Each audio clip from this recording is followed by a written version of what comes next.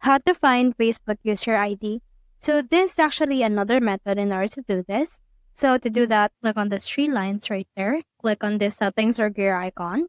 And then this will open your settings and privacy. Head over and click on this Meta Account Center. Then from in there, click on your profile.